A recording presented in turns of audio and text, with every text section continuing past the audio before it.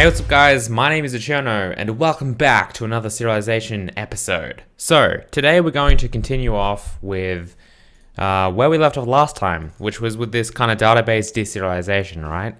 So, deserialization, of course, is the process of kind of going from that serialized form of that byte stream that we just created back into an actual kind of object structure that we can access in our program that is useful to us, right? Because whilst a stream of bytes is fantastic for storage or transportation, it's very, very unwieldy to kind of have, like when we're actually trying to use it. So that's why this whole concept of deserialization exists. So we'll continue on. So in our database class, we managed to make this method called deserialize, and then this deserialize from file, which would simply just read the file and then jump over here into the deserialize method. So what we did here was we basically just read in a few kind of vital features, and we found out that we were able to extract nice information such as the name of our database, which was called database, because we printed the name, and also we basically were able to find out stuff like the name length, or rather the size of the database and how many objects it had, and all that stuff. And if you look at the structure of our actual database file, that's pretty much all we have. So the step that we're really up to now is actually going through those objects, right? So how do we get the data out of the objects? And the way that we're going to do that is actually pretty simple. We're going to kind of delegate each of these deserialization steps to their appropriate class. So you can see that the deserialize method that we have here in RC database returns a new database, right? Here it is, it creates a new database. It fills up all of these kind of fields that are in the database. And then when it comes to these kind of dynamic lists of other serialization objects that we have, such as this RC object class, we're actually going to hop on over to the RC objects deserialize method that we're just about to write now and go through that. The other thing that we have to kind of think about is this list of objects, right? We actually do have an object count. Yeah, we have multiple objects, and we can't just say, hey, RC object, can you return to me a list of objects? I mean, theoretically, we could do something like that, but it kind of would make more sense for an RC object to return a single object, much like a database, of course, returns a single database. So if we hop on over into RC object, we'll make a method down here called public RC object deserialize. Now, of course, it's going to take in both our stream of bytes, right, which is our data. What do we call it here? Data, sure. And then, of course, it's going to have to take in some kind of pointer to the beginning of that data. Okay? And all that this is going to do is it's going to fully deserialize a single object, judging by the data that we have available to it with this offset, and then it's going to return it, and that's it. And the database, in fact, is going to be the one in charge of saying, oh, actually, there's more than one, right? So basically what I'm saying is, for each of these objects that we know we have based on object count, we need to repeatedly call rcObject.deserialize, and that's all we need to do. Also, I'm sorry, I'm kind of mixing up Java conventions here with kind of my conventions and what I do. The only rule that I'm employing, you might have noticed it by the way, is when I'm using static methods that actually return a new instance of a class, or of the class that they're in, I'm using kind of capitalized letters here. So you can see get size, get bytes, add object, they're all kind of inside this RC database class, and they're all just member functions, right? They're all just methods. In our serialization writer, we have some static methods, but they're still just like, they're just plain old kind of functions, right? But then if you look at something like RC object, you'll see, or RC object is a good example. You'll see these kind of create functions, or I think this was an RC field actually. You'll see all these kind of create functions, which actually do return a new instance of the type that they're in. Those are kind of just capitalized just for readability, okay? you know, if this wasn't Java, I'd probably be capitalizing absolutely everything, but I do still respect that convention, so I'm not. But that's just how I like to roll. All right, anyway, so deserialize, how do we do this? Well, if we look at RC database, a good way to start is with something like this, right? So let's take a look. This data at pointer, right, should be whatever this returns should be the beginning of the very first field that we have here, which is container type. So the first thing we should do is just assert to make sure that that container type is indeed what we want. Now that container type also happens to be a byte, so we can just say data will always increment that pointer after we read from it. We'll just make sure that data at pointer is equal to our container type, right? Just a quick assertion that we're actually in here, right? That's again just a little debug thing that we can do just to make sure, hey, you are indeed trying to deserialize the correct object. Okay, we are in the correct deserialize function. And so you can see that's kind of what we did here, except, well, we did it with the header, really, with the container type assertion here. In fact, I think I might actually rewrite it like this. So I might say something like byte container type equals that, and then I'll just do container type like that, just so that it's a bit more readable. Okay, after that we've got, let's take a look here, we've got the name length and the name. So how did we do that here? I think we just really did, okay, I guess we did read string for that. No, what am I looking for? Name length and then the name. Again, I'm just gonna kind of steal that. So at this point, once we've asserted that is correct, we'll make a new instance here that will return. We'll call result, new RC object, right? We'll make that new constructor here. That's a private constructor that is just the default constructor. It takes no parameters whatsoever. And then we'll paste this in. So that is looking pretty good. You can see we didn't even have to change anything. That should be extracting our name, right? After that, we've got the size, okay? So we need to read in the size. And again, that will just be as simple as saying result.size equals read int, because it is an int, data, pointer, and that's it. Or in fact, how do we do this? Because this, okay, I guess we just need to make sure that that is indeed 4 bytes, I guess, or rather pointer. So we've got the size now, which is good, because now we can kind of say, by the way, the purpose of this as well is just to be like, well, if we wanted to now skip everything, we could kind of say something like pointer plus equals, you know, size minus, you know, kind of the rest of this. So it would really be probably minus like 1 byte for the container type, minus the name length, whatever that was, or 2 bytes for the name length, minus the name length, and then minus 4 bytes for the size. And then if we did something like this, then we could just literally say return null, and like we choose not to deserialize that object, right? So that's an example of where that size kind of is useful as well. You could also store something that says, well, yeah, I mean, this is probably the standard way to do it, but we're not interested in that right now. We might add that as a bonus feature, but for now, everything is looking good. So we'll say the field count is next, right? So result.field count equals read short data pointer, and pointer plus equals 2, and now we go into our fields, right? So deserialize fields here. I'll put a little to do here. Then we'll do the, so what do we have? We've got the string count and then the array count. So we do that.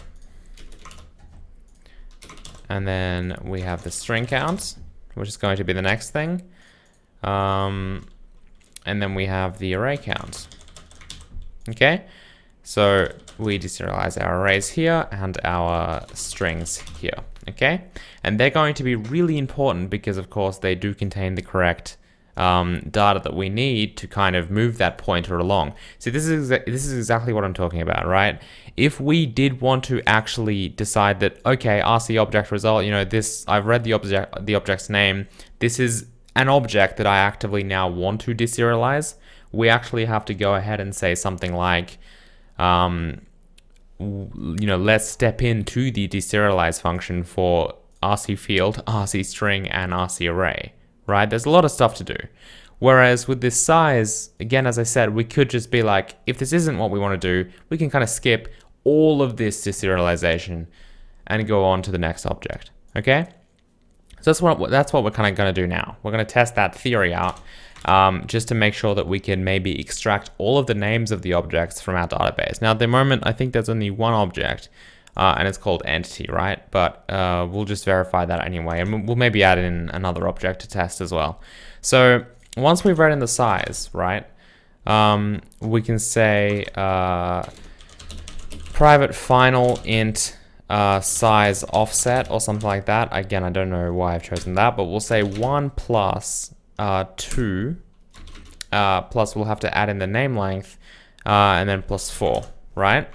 So now all we can do is we can really just say pointer plus equals size offset minus the size of the name, well, the name length, right?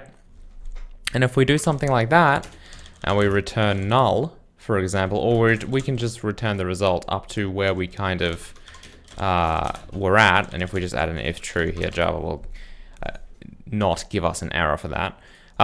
We should be able to kind of be at the point where we can deserialize something else. So in this case, we'll just return null, or we can just return result, I guess, as well. Okay.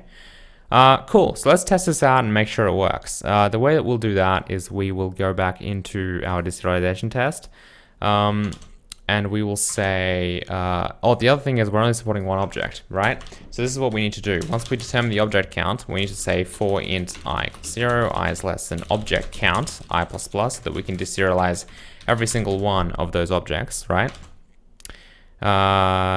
This is supposed to be result.object count. Okay, we can just say something like result.objects.add, right? RC object dot deserialize, which just is not coming up. Why is, okay, it's not static. Let's make that static. Size offset becomes static as well. Okay, cool. So we'll say, we'll deserialize that. The data will be the data, pointer will be the pointer, and we should be all good to go. Now, the other problem we have here is that we have no idea what the pointer now is. So we need to somehow take that in. And that's just really annoying because I can't really pass it by reference. Oh, that's just so annoying, man. This is why I don't like Java. All right, sure. Well, we could convert it into a new integer object. In fact, if we do that, is it just going to work by reference? It might. I actually don't know. I've never tried this before. But maybe if we do that, it will actually just, you know, have our data kind of. And maybe if we do something like integer pointer object equals new integer. I guess we could either do that or pass it by an array. I'm honestly not even sure which option would be better. But if we do that, I'm sure that we could then set pointer equal to pointer object dot value or int value or something like that, right? If we really wanted to. Anyway, now, yeah, so that should essentially deserialize everything. So if we go back to, and then objects are the last thing we've got. So if we go back to main and we do something like for int I equals 0, I is less than database dot objects or whatever they're called, which I assume are private. Let's make them public. Everything should really be public here. This is more like a struct. So we'll say database dot objects. dot size, I++, or I can even just have a for each loop here if I wanted to. And we'll just say, you know what, let's print out the name of objects. So we'll say, let's format this database. And we'll say, let's get me the name of the database. Or I think get name would be better. Okay, so database dot objects dot get I. We probably don't need to make, if we were really, I guess we don't need to make object count or size, I think, public, but I do want the object to be public. Get I dot get name, which we don't have yet. So let's copy that get name into RC object. So set name, we'll do a little get name. And then this will just print out, if we print out a tab here as well, just to advance that there, we should be able to get a list of objects. So if we just run this, let's see what happens. Okay, cool. So that looks pretty good. We're printing the name out again. Let's rerun that. So you can see that we get the database with the name database, and then we have an object called entity, which, as you can see, is exactly what we wrote in here. So let's mix this up a little bit. Let's add another object. So I'll literally just, and it'll be an empty object. So I'll just say database add object, new RC object. Name, we'll call this Cherno. All right, that's all we'll do. And then we'll serialize our bytes. So we'll do the serialization test, and then straight after we'll just do the deserialization test. So it's writing to test.icd, and you can see that that's what we're reading back. Okay, that looks pretty good. So let's do that.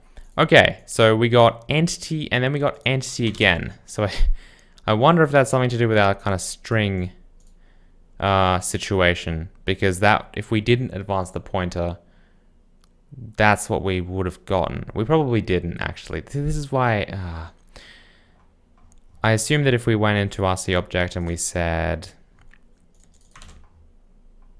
pointer plus equals 2, that,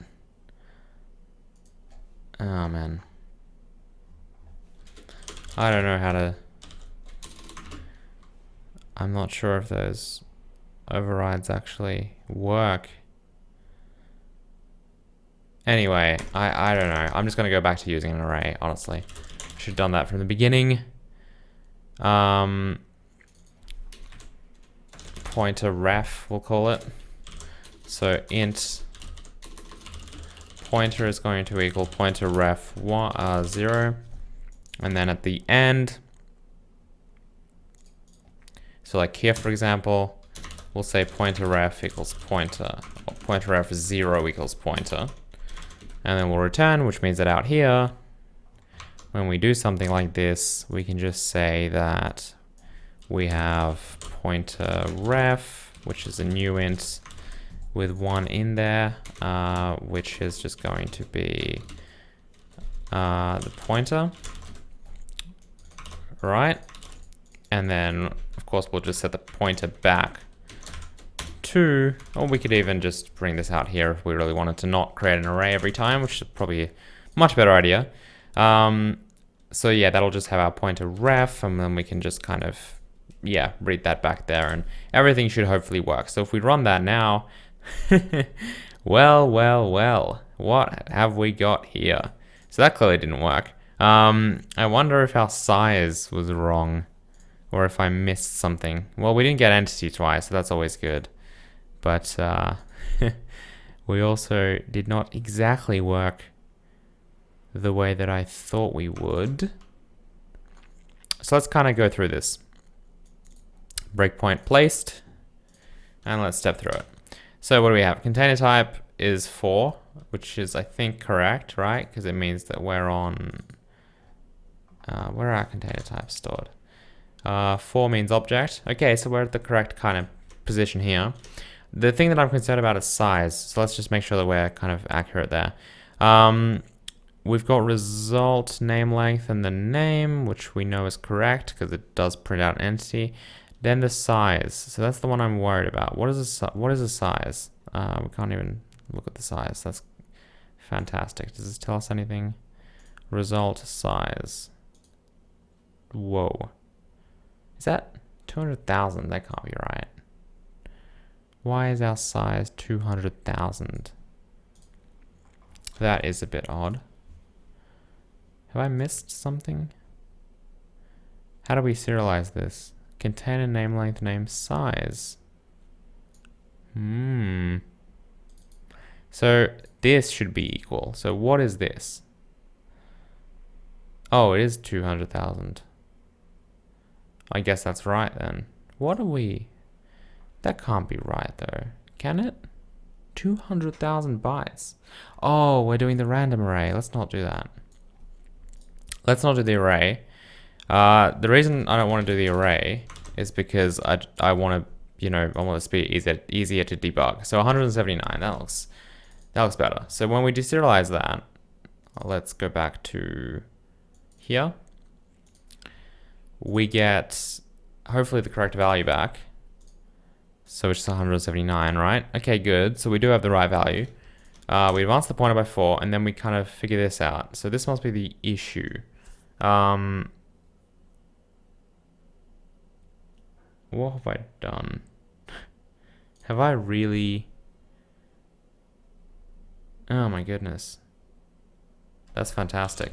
So I actually forgot to I actually forgot the most important part, which was to actually use the size to figure out how much we need to offset. So that was a bit embarrassing, but geez, that was terrible. Okay, and then of course this has to be minus size offset. So this is the size of our entire object. So what we need to do from there is take away the existing fields that we've read because we've already advanced the pointer that much, right? So result.size is something that we can technically add on to the actual pointer that comes in, okay? So if we now run this and we get rid of our breakpoints, what we should hopefully see is, okay, so we've got a crash now, which is fantastic. It's a string index out of bounds exception. Let's take a look at where it comes from. Read string, and it looks like RC object.deserialize is kind of the issue. I'm assuming this is our second object that we're trying to deserialize in here, which is I equals 1. Yes, it is. So the second object is causing a crash, probably because our bytes aren't aligned properly. If we take a look at the name length, in fact, let's just put a breakpoint. The best place to probably put a breakpoint is around this assertion, which isn't being run because I'm not using the right Java flags. But anyway, this is the first one. You can see it does pass with a container type of 4. And then the next one has a container type of 104. So clearly we're in the wrong here. So what that tells me is that this size is actually not what we want, right? So the size that we read in from the previous one is probably wrong because it means that our pointer has been advanced either not enough or too much. So if we go back and we take a look at what that was actually set to, and the best way to do that is probably, if we look at pointer f, okay, so we're at 200, right? Which means that the size, if we just go back here real quick, we set our size to be result.size, which is 179. So let's open up our file here in a hex view. I've got it over here. All right, so the beginning of our first object, of our entity, right? We've got two objects. One's called entity, the other one's called Cherno. The beginning of this is right over here with this byte here that says it's 4, right? Which means it's an object. So what we need to do is we need to measure out 179 bytes and see where we are in the file. So if we convert 179 bytes to hex real quick, 179 is B3. So B3, I'm looking at the length down here, right? B3 is here. Okay, so we've gotten up to, with length of B3, it means we're up to this byte here. So it looks like we're a whole 3 or so bytes off. Okay, because by getting us to B3, it means that the byte that we're kind of beginning to read is byte number 68. So that's an issue because looks like we're 4 bytes. We're exactly 4 bytes off. My suspicion is that we're forgetting to write out something like size, which is conveniently 4 bytes, in one of these, either in a field, a string, or an array. That's probably the issue, just because it is exactly 4 bytes that we're off by. Okay, so RC array, this size does not make any sense to me. I don't know why it's here, because if we look through this, we have 1 byte, then we have 2 for the short, then we have ignoring the dynamic ones. We've got 4 for the size, which is what this is. We've got 1 for the type, which seems to be over here. Then we've got just an integer. So we really just have an extra 4 bytes. I don't know why. So let's get rid of that. Let's also move the 4 and the 1 around so that it does make sense. And we should be good to go. So I'm not sure why that would have happened, but if we do rerun our code now, we should hopefully see that that we work, right? And there we have Cherno, and then we have entity, and you can see that I can really just go ahead and add any amount of objects and add anything to them. In fact, we should be able to bring back our array as well and make sure that all works, and there we have it, okay? One more thing that I wanted to add real quick as well as a little optimization to what we did is we made this whole deal where RC object had to take in this pointer reference, and that's of course one way we could function here if we wanted to have this pointer, but I don't really like doing that. There is actually an easier way to do it. If we just pass in a normal pointer and get rid of this, right? All we have to do is instead of passing in this pointer ref, we pass in that pointer, and then at the end we simply say pointer plus equals this dot size, right? So if we grab this object into an object that we just deserialized, we can just say pointer plus equals object dot size or object dot get size, and you can see that that works in exactly the same way. Cool. So if we serialize more objects, we've got all those going. Let's serialize some more. Cherno 1, 2, 3, something like that. You can see that that works perfectly. We can also add some fields to them, for example. So let's say that this Cherno 2 object, RC object C, is going to be this one here. I'm going to just add a field to it real quick. RC field dot boolean, why not? I don't think we've tested out boolean with a name and a value.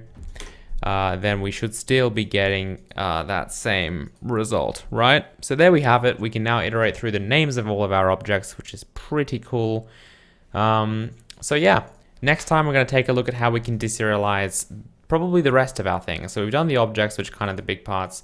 We now just need to go through fields, strings, and arrays, and we'll probably do all 3 in one episode. So I'll see you guys next time. Make sure you hit the like button if you enjoyed this video, and yeah, see you soon. Bye.